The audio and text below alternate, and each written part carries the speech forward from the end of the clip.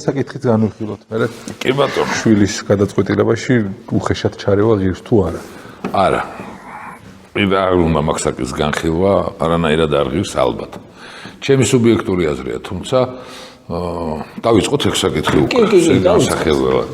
მე ძალიან ბევრი მიფიქრია მაგ საკითხთან დაკავშირებით, რომ ჩემი რჩევა კონკრეტულად პროფესიის არჩევისას განსაკუთრებით გამოადგება თუ არა ჩემ შვილს. იმიტომ რომ მე მაინც მიმაჩნია მიუხედავად იმისა, რომ მამების დროს საუბრობ ამას და მამა გახლავართ სამი არაჩვეულებრივი ქალიშვილის და ჩემი სიცოცხლეების, მაინც მგონია, რომ ყოველთვის შვილი ჯობია მამას.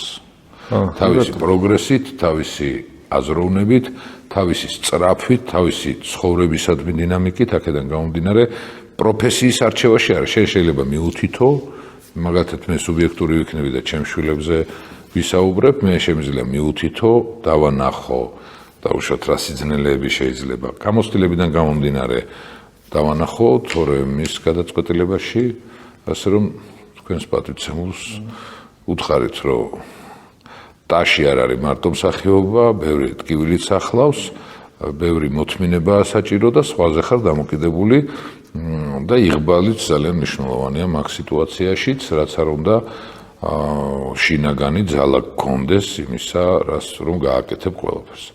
მაგრამ მაინც სხვაზე დამოკიდებული ხარ. და ალბათ ნიჭი ძამიკო ნიჭი. ნიჭი გავაკეთებ, მაგრამ ბრძანა, კი ბატონო, ნიჭი ძამიკო ნიჭი, მაგას გაარკვევენ.